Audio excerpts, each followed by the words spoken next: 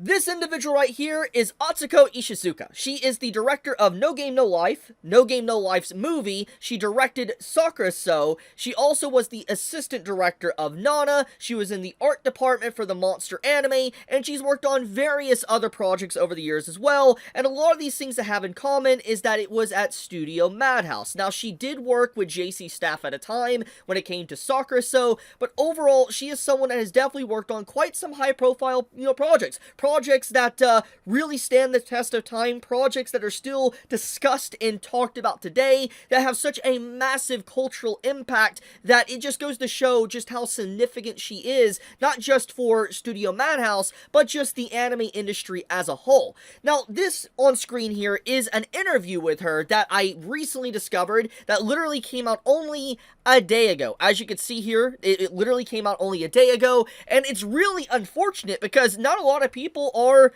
aware of this. As you can see, this video only has literally 490 views. It was made a day ago, and the person that uploaded this interview, that did this interview, only has, 1.50k subscribers, which is, kind of sad. This is a very professional and high-quality interview that really dives into kind of overcoming the technical struggles of production and time constraints, but also giving information on potentially why we do not have No Game No Life Season 2, which that is one of the big reasons why I think a lot of people have clicked on this video, because the title is definitely going to be related to that. So we're going to dive into all that, but let's set the stage for what this is, this interview, and what it's actually about. So Atsuko here has done an interview, and as you can see, the full video is 28 minutes long, and I'm going to link to this video in the description. Please do check this out. It's fully translated. You can watch the whole thing. It gives a lot of good information. If you're someone that loves to, learn a little bit more behind the scenes of anime and how it's created, for instance, of certain shows like Nana, for instance, or Monster, or directors, or working on No Game No Life, for instance, or Sakura, you're going to probably love this. It's a legitimately good video. It's very high quality, and I legit want more of this. This is so good, because honestly, it's a rarity to see, anime channels doing interviews. I wish we got more of that. I wish we got more interviews with, high-profile directors or animators that would just tell their story, talk about, their time, at the studio, not just, let's say, the negative, but also the positives. That's what I like to see, and I'm glad to see something like this, and that's why I'm bringing attention to it, because it is a very important aspect to just realize why Madhouse is like it is right now, where it was at, but also why she has decided to stick with them throughout all these years, through the good and also the bad times. So let's get into the No Game No Life stuff first, which once again is the real reason why I think a lot of people are going to click on this video. So I'm going to let Atsuko Ishizuka just speak for herself on, the production issues that she had with No Game No Life, and why we might not actually have a Season 2 right now, because of the hurdles that she had to overcome. So I'll let the words come out of her own mouth, and then we will discuss it ourselves. Once again, everything's fully translated, so feel free, but here we go. そんなに意識して派手にしてたつもりはないんですよ。その桜荘とかノンゲームノーライフとかライトノベルなので原作のイラストがもともとあるじゃないですか。でそのイラストの色使いっていうのは素敵だなと思ったから、それを再現しようとしただけなんですよね。ただやっぱりアニメーションの作り方、特に日本のジャパニメーションの場合、そのシステム化されたものなので、色の作り方にも当然ルールや傾向っていうのがあるんですよね。私がそれを知らないから無視したっていうだけなんです。This is very important. I think this really sets the stage quite clearly on the hurdles that No Game No Life had to overcome. There's more that she's going to talk about, and I'll let her speak. But the point here is that she pretty much says that there is rules, systematic rules in place for coloring, art direction, and how things are done in animation. And she basically broke them. She was the director of No Game No Life, for once again clarification, and she did not listen, and she wanted to do her own thing. Now, once again, there's more information to this, but she ignored the rules, she did her own thing, and she wanted to completely realize the art style that is on the illustrations of No Game No Life into an anime form. For those that don't know what she's talking about, or what I'm talking about, or if you don't remember, but No Game No Life's art animation is, very different. Even to this day, you don't see a lot of things like it. If you go back and you look at, some of the artwork or scenes from it, the line work, for instance, the actual line work of the characters, the silhouette line work around them, their model, it is red or different colors. And typically, if you watch a lot of anime, you will instantly know that usually anime art style direction and everything, it's black lines all around the character's, silhouette. That's what it is. And she broke that rule and decided to do a completely different color pattern than you would normally see within an anime. And that doesn't seem like a whole lot different, but it is, especially in the technical sense when you're having to put this through the coloring department and just do something that isn't normally normal. Like, it's not following the rules. It's not following the systematic code of art and animation and coloring. And so she completely ignored that. And she goes on to explain that it caused her a lot of issues. Here, I'll let her continue speaking on this. ですよ。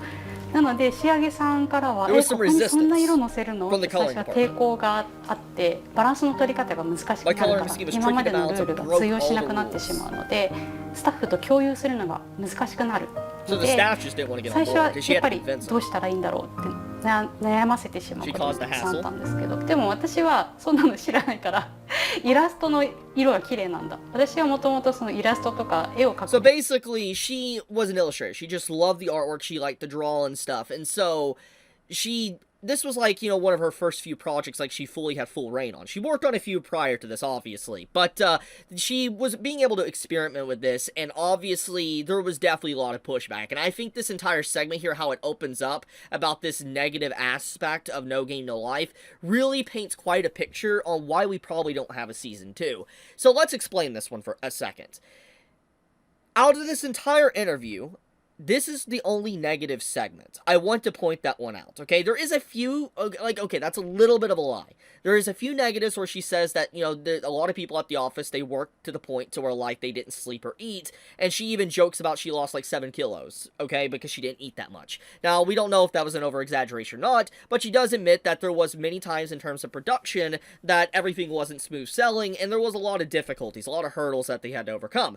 But out of any segment from this video, this is easily the most negative and the continuous of most negative that doesn't really feel as lighthearted. It honestly, the way this entire segment is, even throughout this entire interview, she actively tries to avoid No Game No Life. She actively tries to avoid really speaking too much in depth about it, despite it obviously being quite a hallmarker in her career, which she even outlines herself, which let's continue to let her talk about it. しかやったことがないからアニメーションのシステムなんて知らないのでだってこれが綺麗なんだもんって言ってこういう風に表現したいんだよってやってるうちにいつの間にかルールを破っていただけです迷惑かけてますこれもなんか意識的にそうしようって思う So, I think that paints a pretty good picture. And because she quickly just shifts away from that, she doesn't really talk about No Game No Life as much anymore, despite obviously having such a huge impact. I think that because of how many rules were broken and probably the extraordinary amount of time and effort it probably took to probably get everybody on board for it, is probably the reason why we have not gotten a season 2. It's all starting to add up a little bit, because obviously, if there was to ever be a season 2 of No Game No Life, I think Atsuko Ishizuka would be the one to probably direct it. She would be the one to head the helm and try to focus on that said project. Now, there's always a chance she might give it up and give it to someone else. That has definitely happened in the past for many different projects.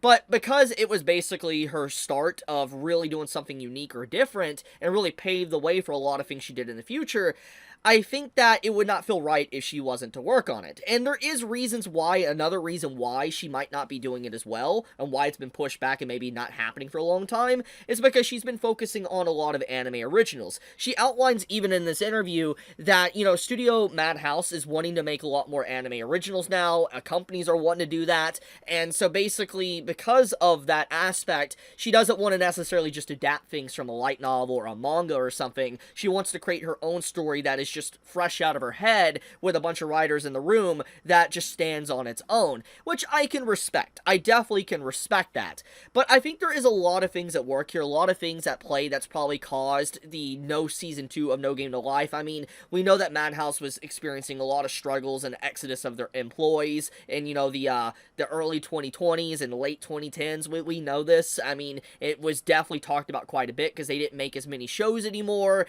They lost definitely staff, and Mappa kind of consumed a lot of their employees and definitely made more of a name for themselves, but I'm not going to tread old ground. What I'm trying to say is that, It's very clear that she's very passionate about her work. She loves what she's done. She paints a very good outline that Studio Madhouse is in a better place. She paints a good outline that it's a good company that she worked for. Yes, there was some bad times, but overall, she really enjoyed it. She enjoyed working with all the different directors that work on it, because there's different segments within this interview that talks about different directors. Like, Kojima, she talks about, Asaka, she talks about, Satoshi. She basically outlines different directors she worked with and how they inspired her or helped her along her path. This is a really good video. High quality. I highly recommend anyone that is interested in this already to just watch it from the beginning. I will link it in the description, because obviously this interview has so much more to it than just No Game, No Life. But like I said, it does give a lot of indication why we don't have it. There was definitely some negative atmosphere around this that I felt, and I think that anyone that watches the whole interview in its entirety will realize that she does skirt around the subject of it quite a bit and rather focus on other projects. So definitely there's probably some things that happened. That's my 2 cents on the matter, but I will leave it at that though. Thank you so much for watching. May all of you have a fantastic day or night wherever you live. Leave a like on the video if you enjoyed it. Chibi out.